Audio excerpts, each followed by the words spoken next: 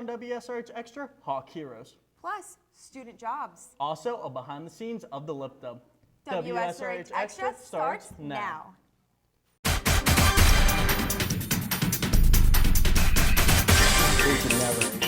They're competing for.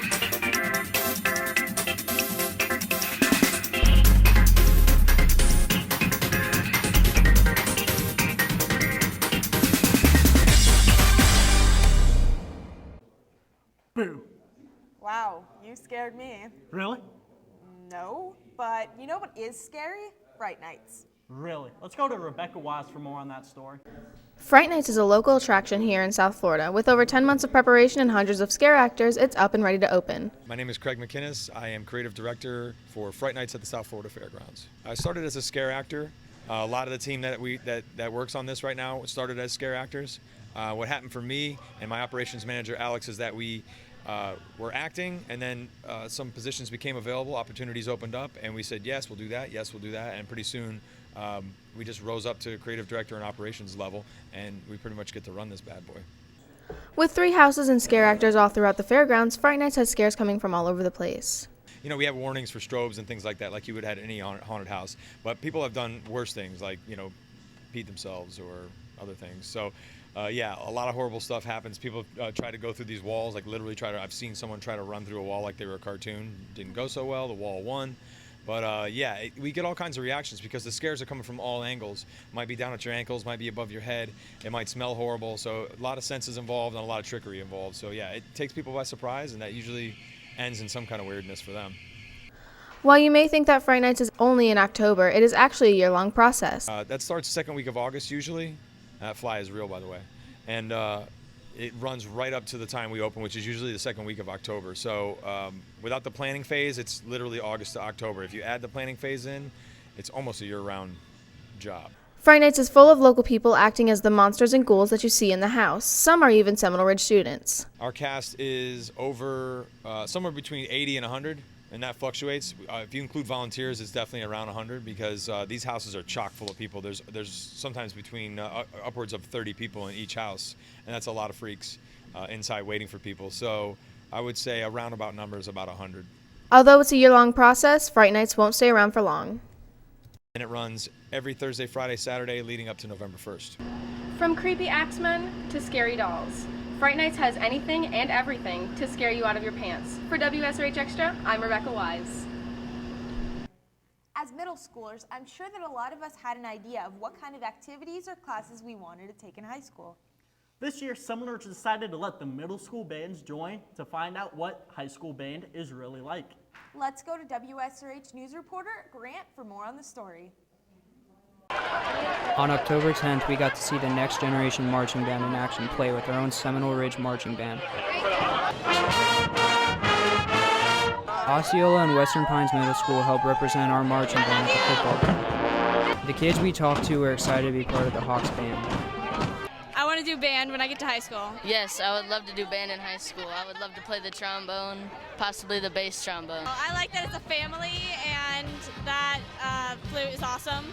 Band members practice all throughout summer and put in extra time, but how much time? For the competitive band, we have 3-hour practices twice a week, but I go home and practice 2 hours a day. Why do they put in all this time? It must be fun, right? It's really fun, and it's fun seeing like the improvement that you can get by practicing. It's just a really cool experience working with your friends, doing something that you both love, and seeing how far you can get. Most kids are happy with the time they put in, but what about those who aren't? I'm not happy because I could always put in a lot more and I could be a lot better. For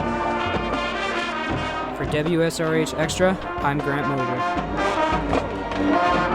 There are many heroes here on campus that you may not know about. This week, we're putting the spotlight on Coach Lasagna. Let's go to WSRH Extra reporter Rebecca Wise to find out more about what makes Coach Lasagna a true hometown hero. Is there anyone who's having trouble finding under high power? No, sir. Frank Lasagna is not only a teacher here at Seminole Ridge, he is also a local hero.